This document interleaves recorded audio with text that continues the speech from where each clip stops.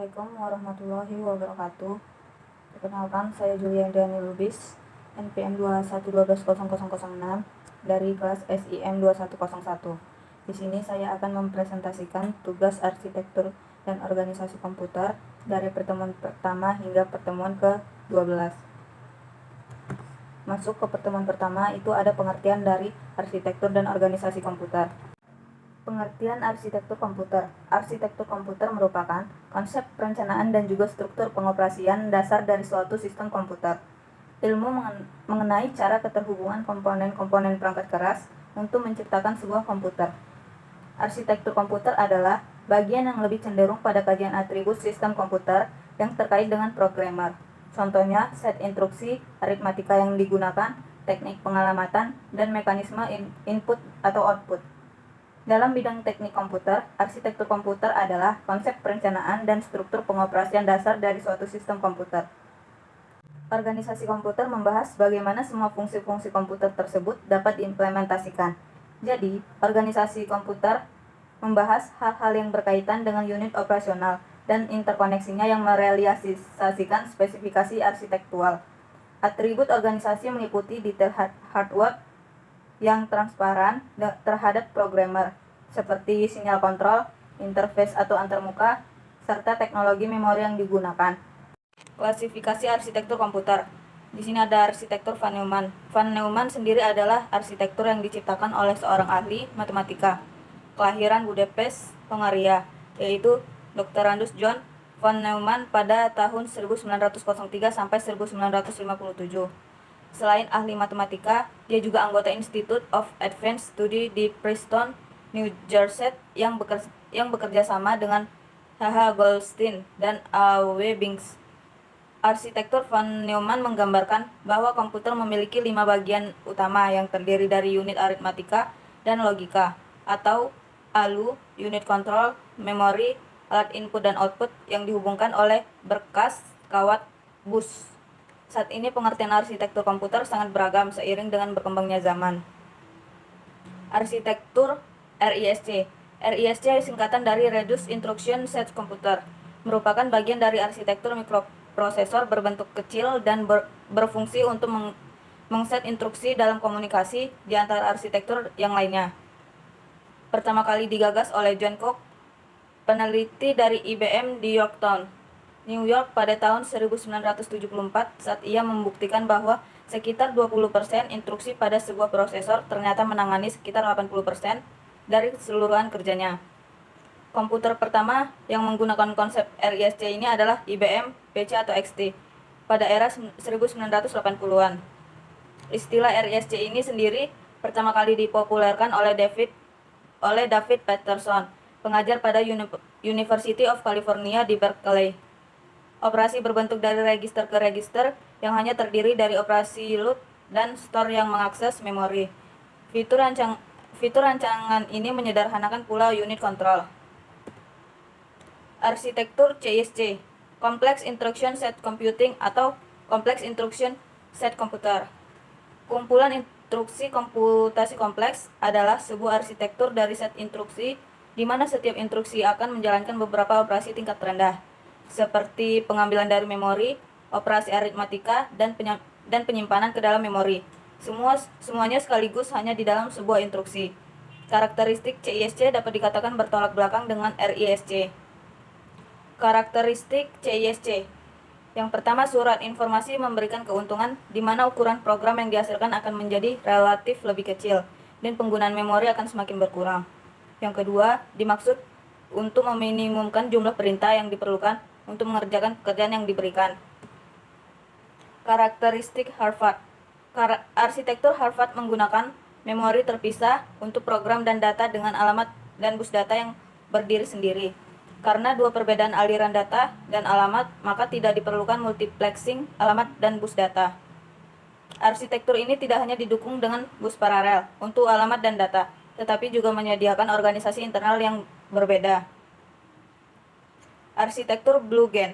Blue Gen adalah sebuah arsitektur komputer yang dirancang untuk menciptakan beberapa superkomputer generasi berikut. Mencapai kecepatan operasi petaflop atau 1 peta sama dengan 10 pangkat 15, dan pada 2005 telah mencapai kecepatan lebih dari 100 teraflop atau 1 tera sama dengan 10 pangkat 12. Blue Gen merupakan proyek antara Departemen Energi Amerika atau yang membiayai proyek ini, industri terutama BBM, dan kalangan akademi. Ada 5 proyek Blue Gen dalam pengembangannya, yaitu Blue Gen L, Blue Gen C, Blue Gen P. SISD merupakan singkatan dari Single Instruction Single Data, adalah satu-satunya yang menggunakan arsitektur von Neumann. Ini dikarenakan pada model ini hanya digunakan satu prosesor saja. Oleh karena itu, model ini dikatakan model komputasi tunggal. Sedangkan ketiga model lainnya merupakan komputasi paralel. Contohnya, UNIVAC 1, IBM 360, CDC 7600, CRAI 1, dan PDP 1. SIMD, singkatan dari Single Instruction Multiple Data. SIMD menggunakan banyak prosesor dengan instruksi yang sama. Namun, setiap prosesor mengolah data yang berbeda. Pada setiap prosesor, kita menggunakan algoritma atau perintah yang sama. Namun, data yang diproses berbeda. Beberapa contoh komputer yang menggunakan model SIMD adalah ILIAC 4, MASPAR, Cray X MP, Cray YMP, dan Cell Processor atau GPU. Di pertemuan kedua ini adalah pengertian komputer. Komputer adalah sebuah mesin hitung elektronik yang secara cepat menerima informasi masukan digital dan mengolah informasi tersebut menurut seperangkat instruksi yang tersimpan dalam komputer tersebut dan menghasilkan keluaran informasi yang dihasilkan setelah diolah. Daftar perintah tersebut dinamakan program komputer dan unit penyimpanannya adalah memori komputer. Dalam bentuk yang paling sederhana, komputer terdiri dari 5 bagian utama yang mempunyai fungsi sendiri-sendiri. Unit-unit tersebut adalah masukan, memori, aritmatika, dan logika, keluaran, dan kontrol, seperti pada contoh gambar di bawah ini. Struktur komputer. Komputer adalah sebuah sistem yang berinteraksi dengan cara tertentu dengan dunia luar. Interaksi dengan dunia luar dilakukan melalui perangkat periferal dan saluran komunikasi. Dalam buku ini akan banyak dikaji seputar struktur internal komputer. Central Processing Unit atau CPU berfungsi sebagai pengontrol operasi komputer dan pusat pengolahan fungsi-fungsi komputer. CPU dapat disebut sebagai prosesor, yaitu 1. Memori utama berfungsi sebagai penyimpanan data. Yang kedua, V atau 0 berfungsi sebagai memindahkan data ke lingkungan luar atau perangkat lainnya. Yang ketiga, sistem interconnection merupakan sistem yang menghubungkan CPU, memori utama dari 1 per 0. Komponen yang menarik namun paling kompleks adalah CPU. Struktur utama CPU adalah 1 unit control unit berfungsi untuk mengontrol operasi CPU dan mengontrol komputer secara keseluruhan. Yang kedua itu Arithmetic and Logic Unit atau ALU berfungsi untuk membentuk fungsi-fungsi pengolahan data komputer. Yang ketiga, register berfungsi sebagai penyimpanan internal bagi CPU. Yang keempat, CPU interconnection berfungsi menghubungkan seluruh bagian dari CPU. Fungsi komputer. Fungsi dasar sistem komputer prinsipnya terdapat 4 buah fungsi operasi, yaitu yang pertama, fungsi operasi pengolahan data. Fungsi komputer sebagai alat memindahkan data. Dengan memindahkan data dari periferal atau saluran komunikasi ke perangkat lainnya, contohnya keyboard ke screen, jarak lebih jauh maka proses komunikasi data. Yang kedua, fungsi operasi penyimpanan data. Data dipindahkan dari lingkungan luar ke penyimpanan komputer, dan sebaliknya. Yang ketiga, fungsi operasi pemindahan data. Pemindahan data dari lokasi memori internal ke memori eksternal dan perangkat input maupun output. Yang keempat, fungsi operasi kontrol pengontrolan dari suatu sistem berdasarkan sistem yang kerja yang dikontrol melalui kinerja prosesor maupun memori. Masuk ke pertemuan ketiga, evolusi dan kinerja komputer. Di sini ada sejarah komputer dari generasi pertama hingga sekarang. Generasi pertama itu ada vakum pada tahun 1945 sampai 1955. ENIAC atau Electronic Numerical Integrator and Computer. Pada tahun 1946 dirancang dan dibuat oleh John Mauchly dan John Presper Eckert di University Pennsylvania, merupakan komputer digital elektronik untuk kebutuhan umum pertama di dunia. ENIAC dibuat di bawah lembaga Army Ballistic Research Laboratory atau BRL. ENIAC mempunyai berat 30 ton, bervolume 15.000 kaki persegi, dan berisi lebih dari tabung vakum. Daya listrik yang dibutuhkan sebesar 140 kW, kecepatan operasi mencapai 5.000 operasi penambahan per detik. ENIAC selesai pada tahun 1946 sejak proposal diajukan tahun 1943, sehingga 1946 merupakan gerbang bagi zaman komputer elektronik. Tahun 1946, komputer dengan start program konsep dipublikasikan, yang kemudian dikenal dengan komputer IAS atau Computer of Institute for Advanced Study. Komputer ini terdiri yang pertama memori utama untuk menyimpan data maupun instruksi. Yang kedua arithmetic logic unit atau ALU untuk mengolah data biner. Yang ketiga control unit untuk melakukan interpretasi instruksi-instruksi di dalam memori sehingga adanya eksekusi instruksi tersebut. Yang keempat, input atau output untuk berinteraksi dengan lingkungan luar. Unit kontrol maupun ALU berisi lokasi-lokasi penyimpanan yang disebut register, yaitu 1. Memory buffer register atau MBR berisi sebuah word yang akan disimpan di dalam memori atau digunakan untuk menerima word dari memori. Yang kedua, memory address register atau MAR untuk menentukan alamat word di memori untuk dituliskan dari MBR atau dibaca oleh MBR. Yang ketiga, instruction register atau IR berisi instruksi 8 bit kode operasi yang akan dieksekusi. Yang keempat, instruction buffer register atau IBR digunakan untuk penyimpanan sementara instruksi sebelah kanan word di dalam memori. Yang kelima, program counter atau PC berisi alamat pasangan instruksi berikutnya yang akan diambil dari memnon. Yang keenam, akumulator atau AC dan multiplier quotient atau MQ digunakan untuk penyimpanan sementara operand dan hasil ALU. Misalnya hasil perkalian dua buah bilangan 40 bit adalah sebuah bilangan 80 bit. 40 yang paling berarti disimpan dalam AC dan 40 bit lainnya disimpan dalam MQ. IAS beroperasi secara berulang membentuk siklus instruksi. Komputer IAS memiliki 21 instruksi yang dikelompokkan seperti berikut ini. 1. Data transfer. Memindahkan data di antara memori dengan register-register ALU atau antara dua register ALU sendiri. Yang kedua, unconditional branch, perintah-perintah eksekusi percabangan tanpa syarat tertentu. Yang ketiga, conditional branch, perintah eksekusi percabangan yang memerlukan syarat tertentu agar dihasilkan suatu nilai dari percabangan tersebut. Yang keempat, aritmatik, kumpulan operasi-operasi yang dibentuk oleh ALU. Yang kelima, address modify, instruksi-instruksi yang memungkinkan pengubahan alamat saat dikomputasi sehingga memungkinkan fleksibilitas alamat yang tinggi pada program. Generasi kedua itu menggunakan transistor pada tahun 1955 sampai 1965. Sejak pesatnya teknologi semikonduktor sehingga menghasilkan komponen transistor, membawa perubahan besar pada dunia komputer. Komputer era ini tidak lagi menggunakan tabung vakum yang memerlukan daya operasional besar.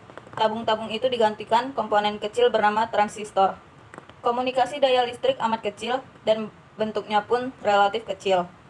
Transistor ditemukan di Bell Labs pada tahun 1947 dan tahun 1950 telah meluncurkan revolusi elektronika modern. NCR dan RCA adalah perusahaan yang mengembangkan komputer berukuran kecil saat itu. Kemudian diikuti IBM dengan mengeluarkan seri 7000-nya. Memori makin besar kapasitasnya namun makin kecil bentuknya. Generasi kedua ini juga terdapat perubahan perkembangan pada ALU yang makin kompleks. Lahirnya bahasa pemrograman tingkat tinggi maupun tersedianya software sistem operasi. Generasi kedua juga ditandai munculnya Digital Equipment Corporation atau DEC tahun 1957 dan meluncurkan komputer pertamanya yaitu PDP-1. Komputer ini sangat penting bagi perkembangan komputer generasi ketiga. IBM 7094, komputer ini diluncurkan tahun 1962. Kemajuan IBM 7094 adalah adanya Instruction Backup Register atau IBR yang berfungsi membuffer instruksi berikutnya. Efeknya komputer akan lebih cepat prosesnya. Unit kontrol pengambilan dua word yang berdampingan dari memori untuk sebuah pengambilan instruksi, kecuali bila terjadi percabangan. Kemajuan IBM 794 lainnya adalah adanya multiplexer untuk memultiplex data channel atau saluran data. Multiplexer berfungsi sebagai central switch data yang akan diproses dalam CPU.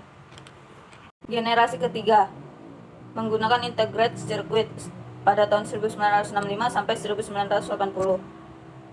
Pada tahun 1958 terjadi revolusi elektronika kembali, yaitu ditemukannya integrated circuit atau IC yang merupakan penggabungan komponen-komponen elektronika dalam satu paket.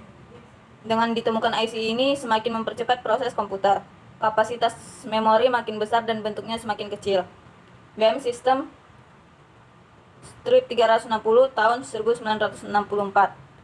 Dikeluarkan IBM System 360 yang telah menggunakan teknologi IC. Dalam satu dekade IBM menguasai 70% pasaran komputer. Sistem 360 merupakan kelompok komputer pertama yang terencana.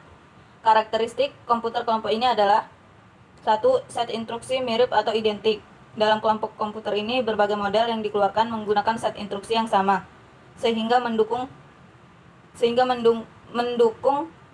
kompabilitas sistem maupun perangkat kerasnya. Yang kedua, sistem operasi mirip atau identik ini merupakan fitur yang menguntungkan konsumen, sehingga apabila kebutuhan menuntut penggantian komputer, tidak kesulitan dalam sistem operasinya karena sama. Yang ketiga, kecepatan yang meningkat. Model-model yang ditawarkan mulai dari kecepatan rendah sampai kecepatan tinggi untuk penggunaan yang dapat disesuaikan konsumen sendiri. Yang keempat, ukuran memori yang lebih besar. Semakin tinggi modelnya akan diperoleh semakin besar memori yang digunakan.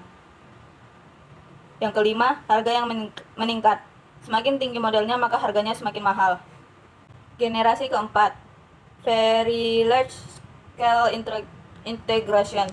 Era keempat perkembangan generasi komputer ini ditandainya adanya FLSI. Paket FLSI dapat menampung 10.000 komponen lebih per kepingnya dengan kecepatan operasi mencapai 100 juta operasi per detiknya. Masa-masa ini diawali peluncuran mikroprosesor Intel seri 4004. Mikroprosesor 4004 dapat menambahkan dua bilangan 4 bit dan hanya dapat mengalihkan dengan cara pengulangan penambahan. Memang masih primitif, namun mikroprosesor ini tonggak perkembangan mikroprosesor canggih saat ini. Tahun 1972 diperkenalkan dengan mikroprosesor 8008 yang merupakan mikroprosesor 8 bit. Mikroprosesor ini lebih kompleks instruksinya tetapi lebih cepat prosesnya dari pendahulunya. Kemudian Bell dan HP menciptakan mikroprosesor 32 bit pada 1981. Sedangkan Intel baru mengeluarkan tahun 1985 dengan mikroprosesor 80386. Pertemuan keempat itu CPU, Central Processing Unit. Pengertian CPU. CPU merupakan perangkat keras komputer yang memiliki tugas untuk menerima dan melaksanakan perintah data dan perangkat lunak. Karena merupakan pusat pengolahan data dalam sebuah komputer, cepat atau lambatnya kinerja dari suatu komputer cukup ditentukan oleh kualitas dan teknologi CPU yang digunakan. Komponen utama CPU. CPU merupakan komponen terpenting dari sistem komputer dalam mewujudkan fungsi dan tugasnya. CPU terdiri dari atas beberapa komponen, yaitu Arithmetic and Logic Unit atau ALU, bertugas untuk membentuk fungsi-fungsi pengolahan data komputer. ALU sering disebut mesin bahasa, karena bagian ini mengerjakan instruksi bahasa mesin yang diberikan kepadanya. Control unit bertugas mengontrol operasi dan secara keseluruhan mengontrol komputer sehingga terjadi sinkronisasi kerja antar komponen dalam menjalankan fungsi-fungsi operasinya. Yang ketiga itu register, adalah media penyimpanan internal CPU yang digunakan saat proses pengolahan data. Yang keempat, CPU interconnection adalah sistem koneksi dan bus yang menghubungkan komponen internal CPU, yaitu ALU, unit control, register, dan bus-bus eksternal CPU dengan sistem lainnya. Fungsi CPU. CPU berfungsi menghubungkan berbagai peralatan peripheral termasuk perangkat input atau output, dan unit penyimpanan tambahan pada komputer. Di komputer modern, CPU terkandung pada chip sirkuit terintegrasi yang disebut mikroprosesor. Perangkat yang lebih kecil seperti ponsel, kalkulator, sistem permainan genggam, dan tablet menggunakan prosesor berukuran lebih kecil yang dikenal sebagai CPU ARM untuk mengakomodasi ukuran dan ruang yang lebih kecil. Siklus fetch atau eksekusi. Pada setiap siklus instruksi, CPU awalnya akan membaca instruksi dari memori. Terdapat register dalam CPU yang berfungsi mengawasi dan menghitung instruksi selanjutnya, yang disebut program counter PC. PC akan menambah satu hitungannya setiap kali CPU membaca instruksinya. Instruksi yang dibaca akan dibuat dalam register. Instruksi ini dalam bentuk kode-kode biner yang dapat diinterpretasikan oleh CPU. Kemudian dilakukan aksi yang diperlukan. Aksi-aksi ini dikelompokkan menjadi 4 kategori, yaitu CPU, memori, perpindahan data dari CPU ke memori dan sebaliknya. CPU input output, perpindahan data dari CPU ke modul input output dan sebaliknya. Pengolahan data CPU, membentuk sejumlah operasi aritmatika dan logika terhadap data. Yang keempat, kontrol, untuk pengontrolan fungsi atau kerja, misalnya instruksi pengubahan urusan eksekusi. Fungsi interupsi adalah mekanisme penghentian atau pengalihan pengolahan instruksi dalam CPU kepada rutin interupsi. Hampir semua modul memiliki mekanisme yang dapat menginterupsi kerja CPU. Tujuan interupsi secara umum untuk manajemen pengeksekusian rutin instruksi agar efektif dan efisien antar CPU dan modul-modul input atau output maupun memori. Setiap komponen komputer dapat menjalankan tugasnya secara bersamaan, tetapi kendali terletak pada CPU. Di samping itu, kecepatan eksekusi masing-masing modul berbeda, sehingga dengan adanya fungsi interupsi ini dapat sebagai sinkronisasi kerja antar modul. Macam-macam kelas sinyal interupsi, yaitu interupsi yang dibangkitkan dengan beberapa kondisi yang terjadi pada hasil eksekusi program. Contohnya arithmetic overload, pembagian nol, dan operasi ilegal. Timer adalah interupsi yang dibangkitkan pewaktuan dalam prosesor. Sinyal ini memungkinkan sistem operasi menjalankan fungsi yang tertentu secara reguler. Input-output, sinyal interupsi yang dibangkitkan oleh modul input-output sehubungan pemberitahuan kondisi error dan penyelesaian suatu operasi. Hardware failure adalah interupsi yang dibangkitkan oleh kegagalan daya atau kesalahan paritas memori. Pertemuan kelima, memori. Definisi memori. Memori adalah bagian dari komputer tempat program dan data-data disimpan. Beberapa pakar komputer, terutama dari Inggris, menggunakan istilah store atau storage untuk memori, meskipun kata storage sering digunakan untuk menunjuk ke penyimpanan disket. Tanpa sebuah memori sebagai tempat untuk mendapatkan informasi guna dibaca yang ditulis oleh prosesor, maka tidak akan ada komputer-komputer digital dengan sistem penyimpanan program. Memori internal dan eksternal. Memori internal adalah memori yang dapat diakses langsung oleh prosesor. Sebenarnya terdapat beberapa macam memori internal, yaitu register yang terdapat di dalam prosesor. Cache memori dan memori utama berada di luar prosesor. Memori eksternal adalah perangkat keras atau hardware yang digunakan untuk melakukan operasi penulisan, pembacaan, dan penyimpanan data. Pengertian simpelnya, memori eksternal adalah perangkat keras yang dapat menyimpan data. Beberapa perangkat dapat mendukung operasi baca tulis termasuk hard disk, flash disk, SD card. Ada juga perangkat yang hanya mendukung satu kali penulisan seperti CD dan DVD. Untuk lebih jelasnya akan kami jelaskan satu persatu. Berikut perbedaan antara memori internal dan eksternal. Di sini ada aspek memori internal dan memori eksternal. Aspek fungsi memori internal penyimpanan utama, memori eksternal penyimpanan tambahan. Ketersediaan pasti ada, di memori eksternal tidak pasti ada. Standar yang sering dipakai, memori internal UFS dan eMMC, di eksternal SD. Aspek pemasangan, internal tertanam, eksternal berbentuk kartu terpisah. Aspek tipe data yang bisa disimpan, internal semua jenis data, eksternal terbatas pada data-data tertentu atau tergantung sistem operasi. Aspek kecepatan transfer data, internal lebih cepat dan stabil, eksternal lebih lambat. Aspek ukuran, internal tetap, dan eksternal bisa terus diekspansi. Operasi sel memori. Elemen dasar memori adalah sel memori. Walaupun digunakan di sejumlah teknologi elektronik, seluruh sel memori memiliki sifat-sifat tertentu.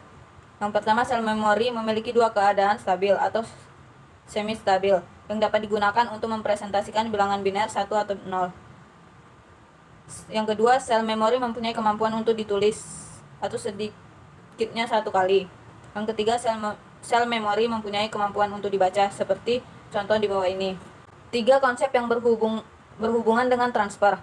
1. Word merupakan satuan alami, organisasi memori. Ukuran word biasanya sama dengan jumlah bit yang digunakan untuk representasi bilangan dan panjang instruksi. Yang kedua, addressable unit. Pada sejumlah sistem, addressable unit adalah word, namun terdapat sistem dengan pengalamatan pada tingkat bit. Pada semua kasus, hubungan antara panjang A suatu alamat dan jumlah n addressable unit adalah 2A sama dengan n.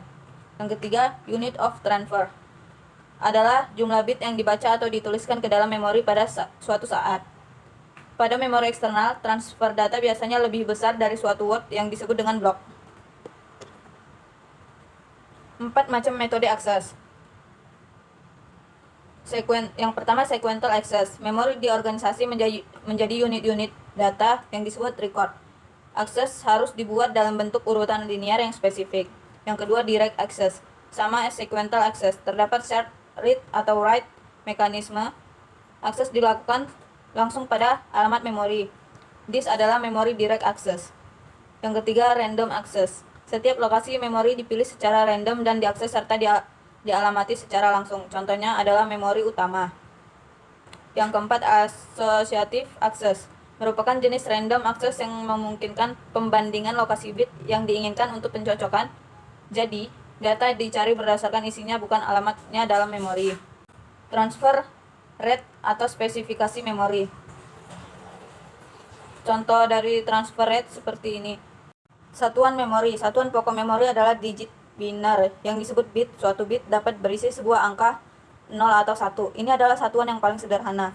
Memori juga dinyatakan dalam byte atau 1 byte sama dengan 8 bit. Kumpulan byte dinyatakan dalam word. Panjang word yang umum adalah 8, 16, dan 32 bit. Di sini ada simbol dan number bitsnya. Kita lanjut. RAM dan ROM. RAM, Random Access Memory, adalah dimungkinkannya pembacaan dan penulisan data ke memori secara cepat dan mudah. RAM bersifat volatil, sehingga RAM hanya menyimpan data sementara. Teknologi yang berkembang saat ini adalah statik dan dinamik. RAM dinamik disusun oleh sel yang menyimpan data sebagai muatan listrik pada kapasitor. Karena kapasitor memiliki kecenderungan alami untuk mengosongkan muatan, maka RAM dinamik memerlukan pengisian muatan listrik secara periodik untuk memelihara penyimpanan data. RAM statik, nilai biner disimpan dengan menggunakan konfigurasi gate logika flip-flop tradisional. RAM, data yang tidak bisa diubah, menimbulkan keuntungan dan juga kerugian. Keuntungannya untuk data yang permanen dan sering digunakan pada sistem operasi maupun sistem perangkat keras akan aman diletakkan dalam RAM. Kerugiannya apabila ada kesalahan data atau adanya perubahan data memerlukan penyisipan. Kerugian tersebut bisa diantisipasi dengan jenis programmable ROM, disingkat PROM. ROM dan PROM bersifat non-volatil. Proses penulisan PROM secara elektris dengan peralatan khusus. Pertemuan 6. Set instruksi.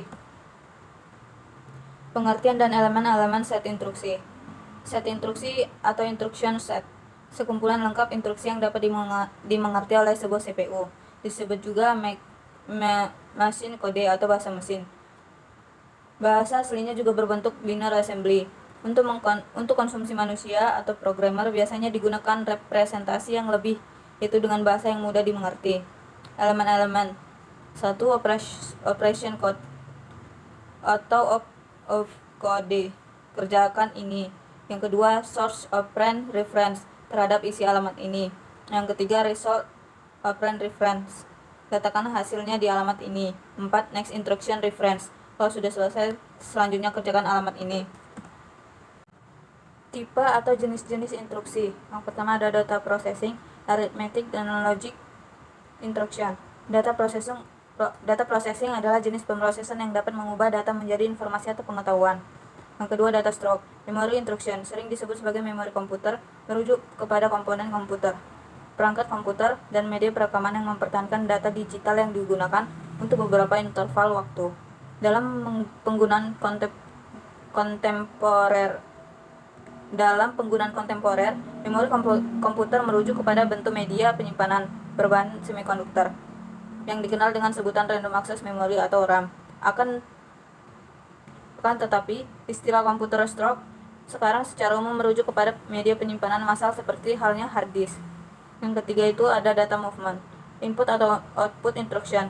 Proses data movement ini adalah memindahkan atau dapat dikatakan membackup juga data-data dari database yang berupa data, indeks, grant, skema, dan lain-lain ke tempat baru.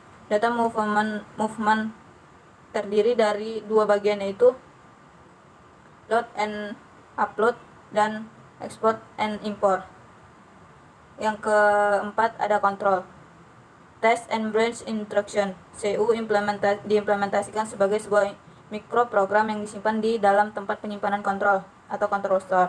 Control unit atau CU adalah salah satu bagian dari CPU yang bertugas untuk memberikan arahan, kendali, atau kontrol terhadap operasi yang dilakukan di bagian ALU di dalam CPU tersebut. Metode pengalamatan. Metode pengalamatan itu ada immediate addressing atau pengalamatan segera. Pengalamatan yang paling sederhana, operand benar-benar ada dalam instruksi atau bagian dari instruksi. Operand sama dengan field alamat. Umumnya bilangan akan disimpan dalam bentuk komplement 2 bit paling kiri sebagai bit tanda. Ketika operand dimuatkan ke dalam register data, bit tanda digeser ke kiri maksimum word data. Yang kedua, direct addressing atau pengalamatan langsung. Teknik ini banyak digunakan pada komputer lama dan komputer kecil, hanya memerlukan sebuah referensi memori dan tidak memerlukan kalkulus khusus. Yang ketiga, indirect addressing pengalamatan tak langsung, merupakan mode pengalamatan tak langsung.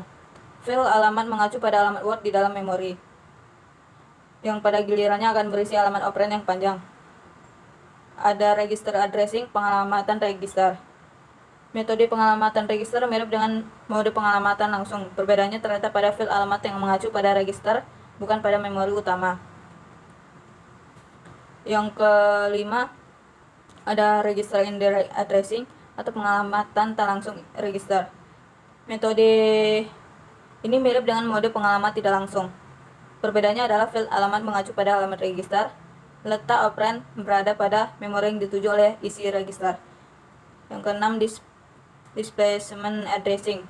Ini menggabungkan kemampuan pengalamatan langsung dan pengalamatan register tidak langsung. Yang ketujuh, ada stack addressing. Adalah stack array lokasi yang linear push down, list slash in first out. Stack merupakan blok lokasi yang terbaik. Pertemuan ketujuh, bahasa assembly. Bahasa assembly merupakan jenis bahasa pemrograman yang ada pada generasi kedua. Bahasa assembly ini juga dinamakan sebagai bahasa rakitan, yang merupakan bahasa digunakan untuk komputer. Namun, bahasa ini dimasuk ke dalam kategori sebagai bahasa tingkat rendah atau low level language. Bahasa ini merupakan notasi untuk mesin sehingga nanti bisa dibaca oleh manusia. Assembler adalah program yang bekerja membantu penulisan instruksi dalam format bahasa Inggris sehingga mudah dipahami. Dalam mempelajari bahasa assembly tidak lepas dari register. Register adalah sebagian kecil memori CPU yang dipakai untuk tempat penampungan data. Secara umum, register dibagi dalam 5 golongan, yaitu pertama, general purpose register, yang digunakan untuk keperluan umum pemrograman. Register ini terdiri atas register AX, register BX, register CX, register DX. Yang kedua, segment register, membentuk alamat memori bagi suatu data, terdapat pada dua operasi, atau real mode dan protected real. Itu ada register CS, register DS, register SS, dan register ES. Yang ketiga, point register. Register yang digunakan untuk menunjukkan alamat sebuah data di lokasi memori. Itu ada instruction point, stack point, dan base point. Yang keempat, indeks register digunakan untuk menunjukkan sebuah alamat data di lokasi memori pada operasi string, yaitu ada source index dan destination index. Yang kelima ada flag register, menunjukkan alamat sebuah data di lokasi memori operasi, yaitu ada overflow, sign, dan trap. Perbedaan program COM dan X. Program COM lebih pendek dari file X, lebih cepat dibanding file X, hanya dapat menggunakan satu segmen, ukuran file maksimum 64 KB, yang sulit untuk mengakses data atau prosedur yang terletak pada segmen lain. 100 byte pertama merupakan PSP dari program tersebut, bisa dibuat dengan debug. Program X lebih panjang dari file COM, lebih lambat dari file COM, bisa menggunakan lebih dari satu segmen. Ukuran file tak terbatas sesuai dengan ukuran memori, mudah mengakses data atau prosedur pada segmen yang lain. Dan terakhir, tidak bisa dibuat dengan debug. Perintah dasar bahasa assembly menggunakan emulator 8086. Model small. Tanda direktif ini digunakan untuk memberitahukan kepada assembler bentuk memori yang digunakan oleh program kita. Supaya lebih jelas, model-model yang bisa digunakan adalah tiny, small, medium, compact, dan large. Hook, kode, ORJ100H, dan JMP. Zoom tujuannya adalah di mana tujuannya dapat berupa label seperti yang digunakan pada bagian di atas. Mengenai perintah zoom ini akan kita bahas lebih lanjut nantinya. Yang kedua itu perintah zoom yang digunakan pada bagian di atas dimaksud agar melewati tempat data program. Karena jika tidak ada perintah zoom ini, maka data program akan ikut dieksekusi sehingga kemungkinan besar akan menyebabkan program menjadi hang. In20H. Perintah in adalah suatu perintah untuk menghasilkan suatu instruksi dengan sintak no in. Ketiga, instruksi 20H berfungsi untuk mengakhiri program dan menyerahkan kendali sepenuhnya kepada DOS. Pada program COM, cara ini bukanlah satu-satunya, tetapi cara inilah yang paling efektif untuk digunakan. Bila Anda lupa untuk mengakhiri sebuah program, maka program Anda tidak akan tahu kapan harus selesai. Hal ini akan menyebabkan komputer menjadi hang. Operasi penambahan, pengurangan, perkalian, dan pembagian. Operasi penambahan, add. Untuk menambah dalam bahasa assembler digunakan perintah add atau adc, serta inc.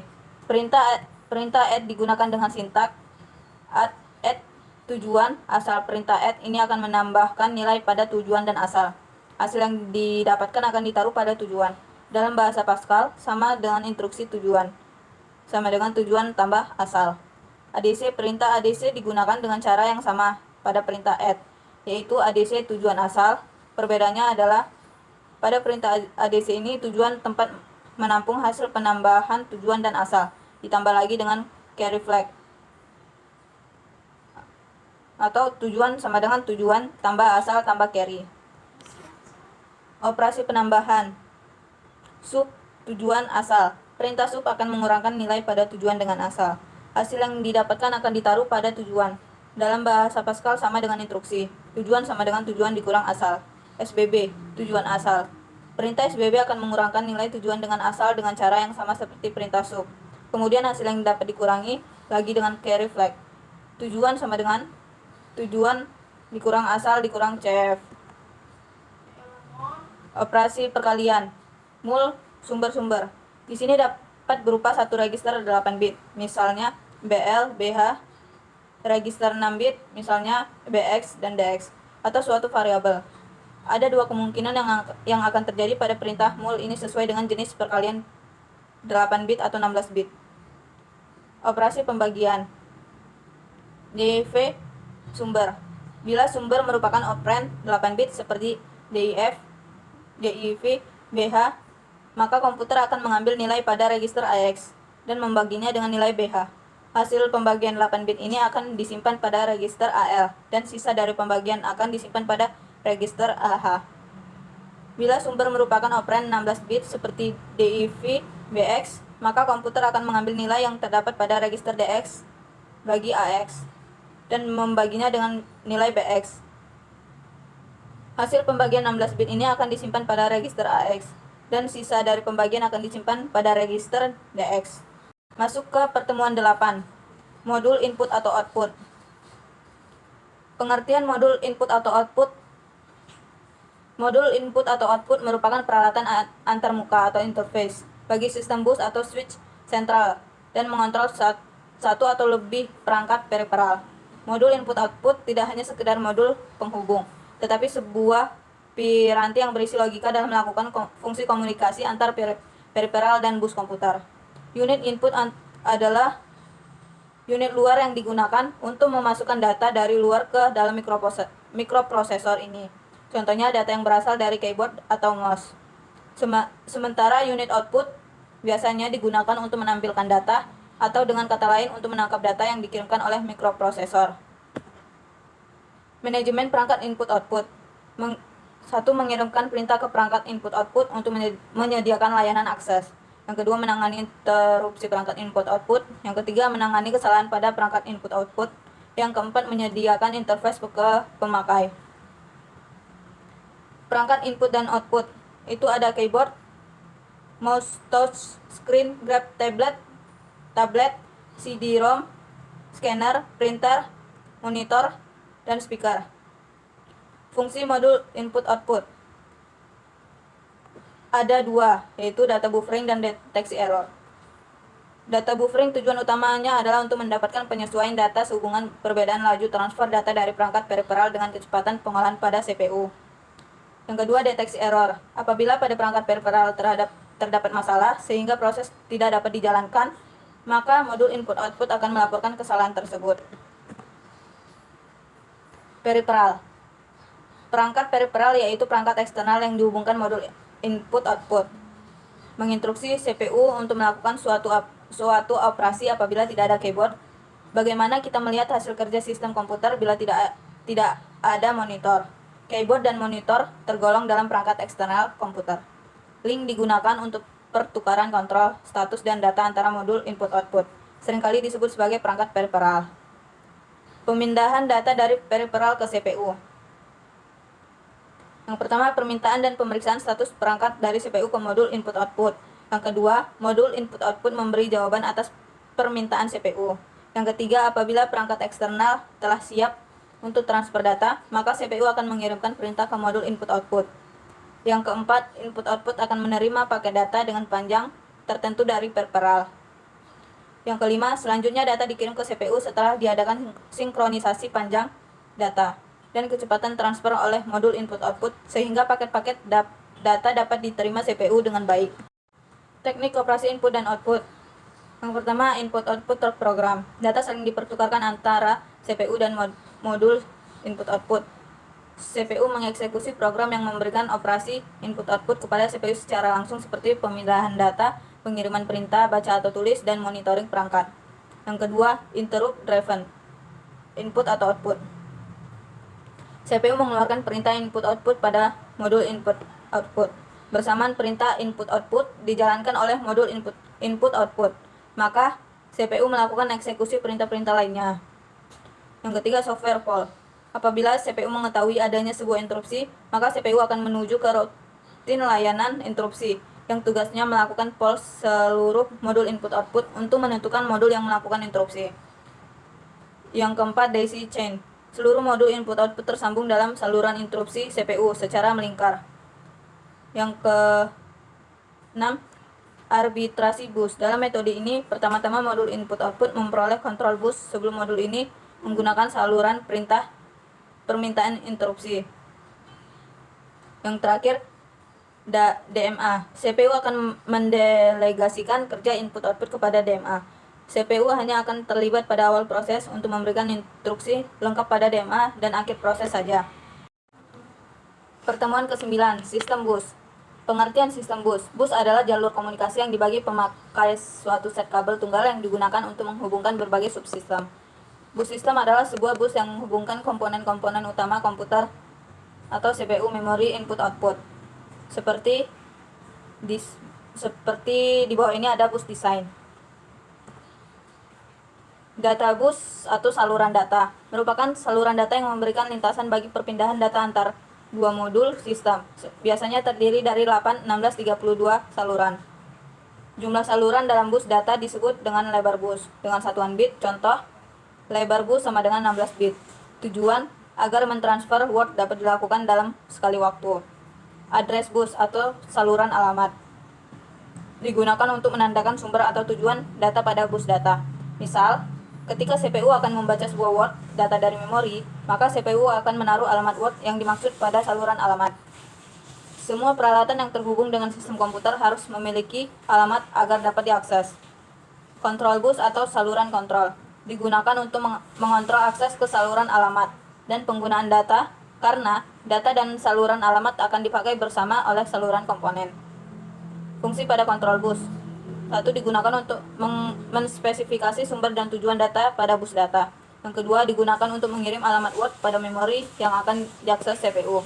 Yang ketiga, digunakan untuk saluran alamat perangkat modul komputer saat CPU mengakses suatu modul. Berikut gambar struktur bus. Dapat dilihat.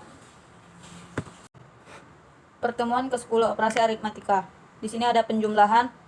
Operasi yang dilakukan selalu penjumlahan termasuk sign bit. Seperti contoh berikut. Masuk ke pengurangan, pengubahan dari bilangan positif ke negatif dengan 2S komplement. Seperti contoh di bawah ini juga. Masuk ke overflow. Jika penjumlahan dua bilangan n digit menghasilkan n tambah 1 digit, maka disebut dengan overflow. Penjumlahan dengan komputer digit, overflow menjadi masalah karena ukuran register yang terbatas. Seperti contoh di bawah ini. Perkalian. Operasi pengalian lebih rumit dibandingkan operasi penjumlahan atau pengurangan, baik dalam hardware maupun software. Contohnya seperti di bawah ini. Pengalian komplement -2. Dengan algoritma pengalian di atas, 1011 dikali 1101 sama dengan 1000 Perkalian onside integer 11 kali 13 sama dengan 143. Perkalian komplement -2, -5 dikali -3 sama dengan -113. Perkalian tidak berfungsi jika multiplicand dan atau multiplier-nya negatif. Ada beberapa cara menangani hal tersebut. Konversi multiplier dan multicand jadi positif dikalikan cari komplement -2, dan dari hasilnya jika tanda multiplier dan multiplicand berbeda.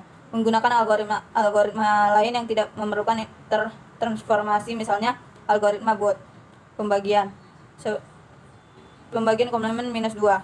-7 dibagi 3 dan 7 dibagi -3 akan menghasilkan remainder yang berbeda. Hal ini disebabkan oleh operasi pembagian didefinisikan sebagai D sama dengan Q kali V tambah R, dengan D itu dividend, Q quantity, V divisor, R remainder. Contohnya seperti di atas ini.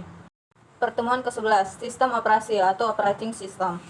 Pengertian sistem operasi adalah perangkat lunak sistem yang bertugas untuk melakukan kontrol dan manajemen perangkat keras serta operasi-operasi dasar sistem, termasuk menjalankan perangkat lunak aplikasi seperti program-program pengolahan kata, penjelajah web, dan lain-lain.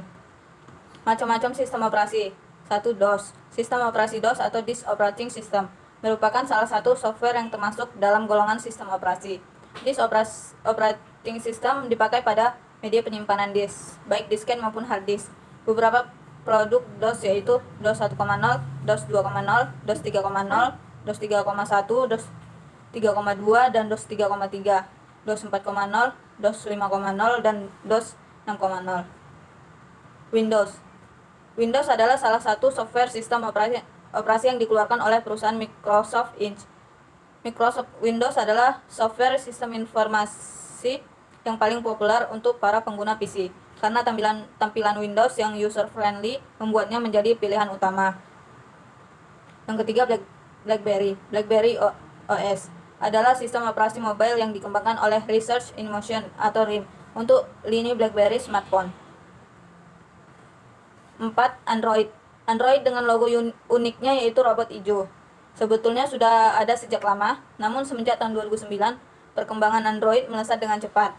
Mobile OS dari Google ini memberikan kebebasan yang sangat luas untuk para developer dan terintegrasi penuh dengan teknologi Google. Aplikasi-aplikasi yang tersedia untuk Android juga sudah banyak sekali, sehingga pengguna Android mempunyai banyak variasi dalam menggunakan aplikasi. Yang kelima ada Linux, yang keenam ada Mac OS, atau yang ketujuh iOS, yang kedelapan dan lain-lainnya. Cara menghitung kecepatan prosesor. Clock speed adalah ukuran dari beberapa besar kecepatan komputer menyelesaikan perhitungan dasar dan operasi.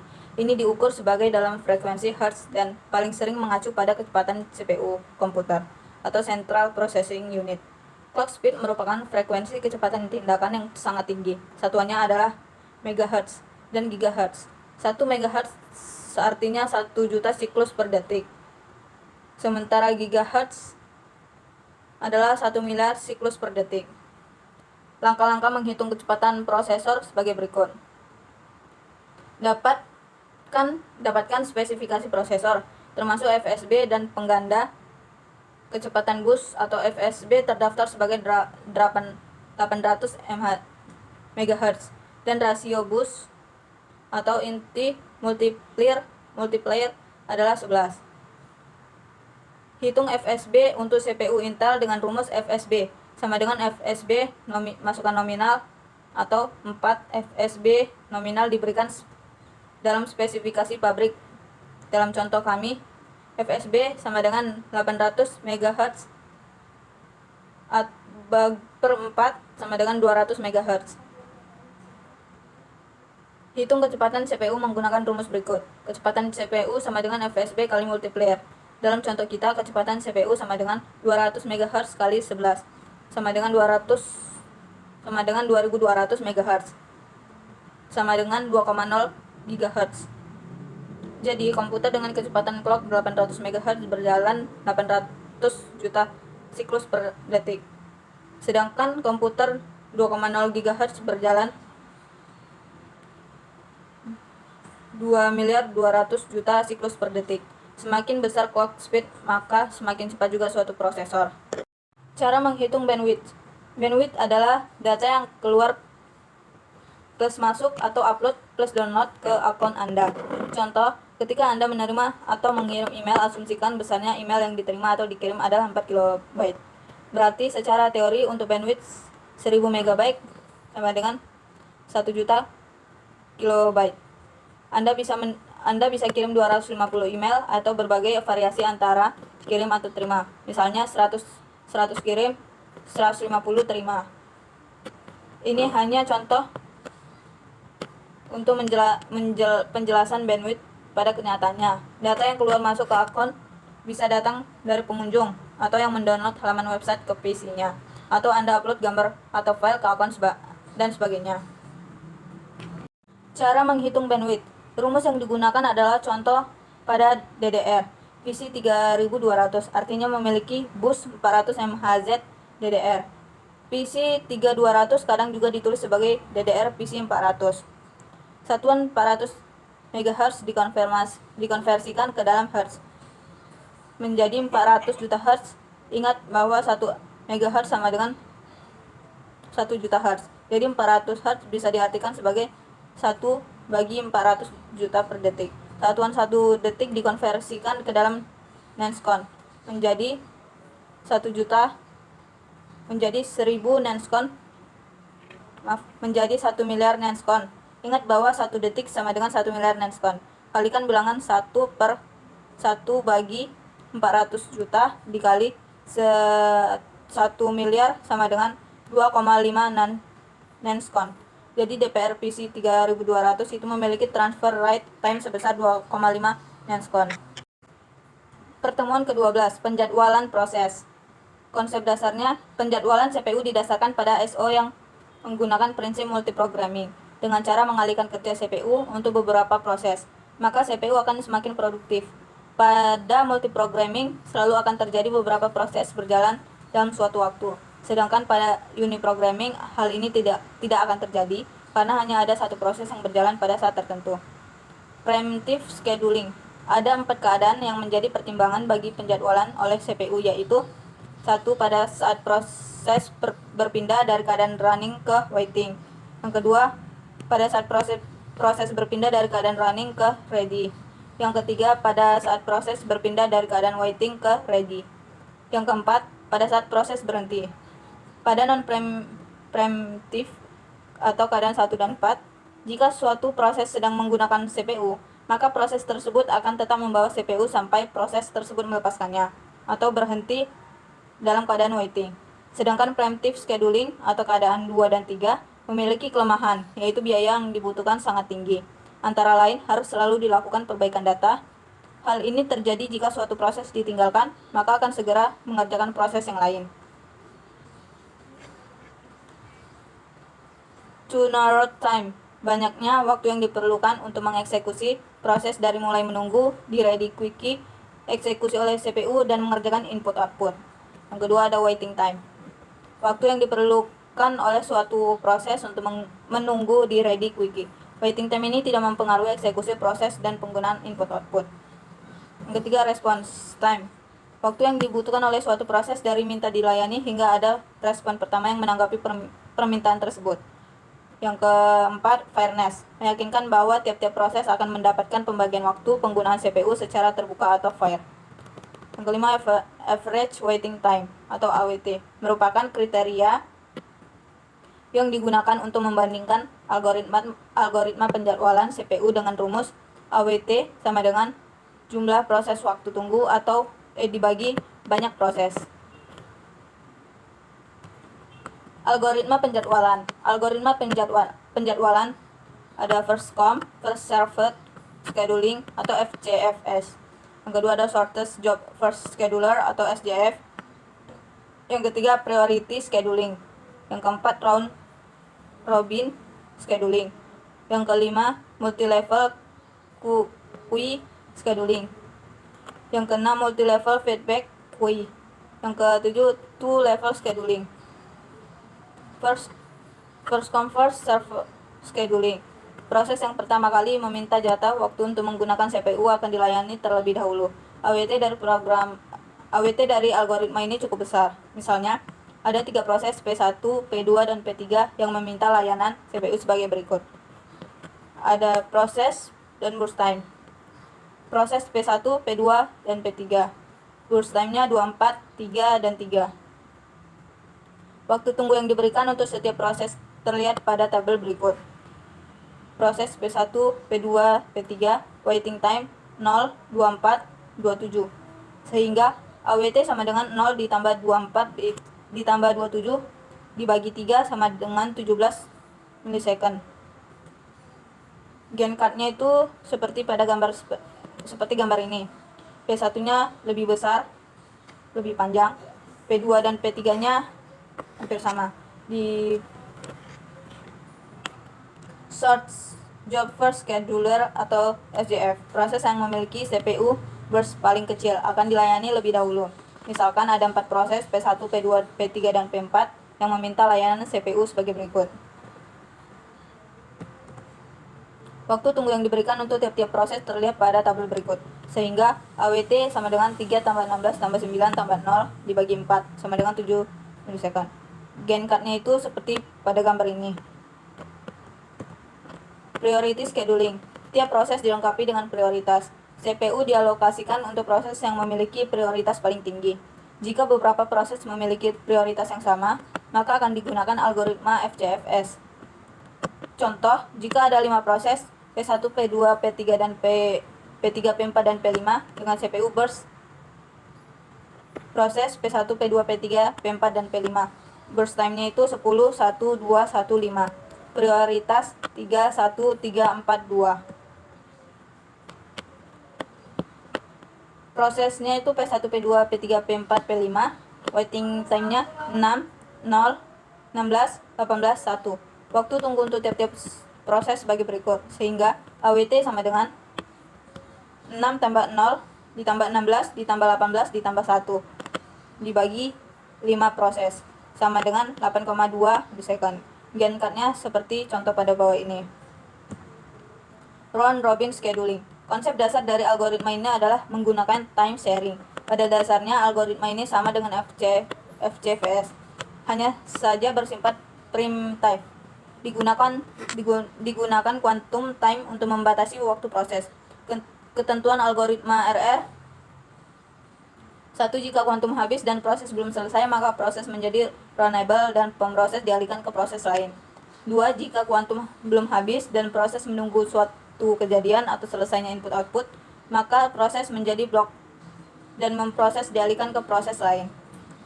Yang ketiga, jika kuantum belum habis tetapi proses telah selesai, maka proses diakhiri dan pemproses dialihkan ke proses lain. Misalkan ada 3 proses, P1, P2, P3 yang meminta layanan CPU. Jika quantum time sebesar 4 milisekund, maka prosesnya seperti pada contoh seperti ini. P1, P2, P3 berstamina 24, 3, dan 3. Waktu tunggu tiap proses yaitu P1, P2, P3 0, P1-nya 0 tambah 10 kurang 4 sama dengan 6.